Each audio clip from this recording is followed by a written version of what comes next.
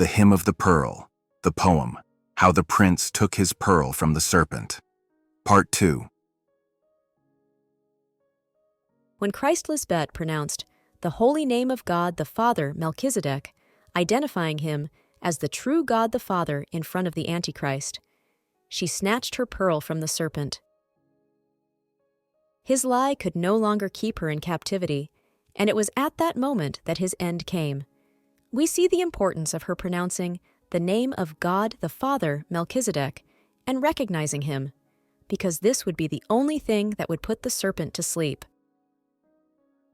Let's also observe that it says, "And I began to enchant the terrible serpent." This was what our mother did in that inferior covenant, when she made that serpent desist from continuing with his deceit. She innocently asked him questions that he could not answer, to the point of him telling her, "Lisbeth, you see things in the Bible that are not there, and it is because she saw the spiritual things of God that are invisible to the human eye, unless she reveals them to you." The evidence that the Antichrist divided his own kingdom is that he stopped preaching in the last years of that dispensation, because he himself admitted that nothing more occurred to him.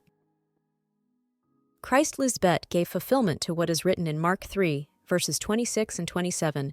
She plundered the goods of that strong man, Satan, because she bound him first, and that Antichrist said that she had been brought for the transformation. He divided himself and could not remain, but rather, his kingdom came to an end. That is why the poem says, "I pronounce the name of my father against it, the serpent, and the name of my brother, and that of my mother, the queen of the East." Because this shows us that Christ Lisbeth conquered over the dispensation of the man of sin, where she was considered our sister. She represents that figure of the Queen of Sheba.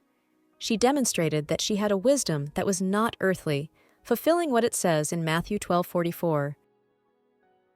The Queen of Sheba will also rise up against this generation on the day of judgment and will condemn it, because she came from a distant land to hear the wisdom of Solomon.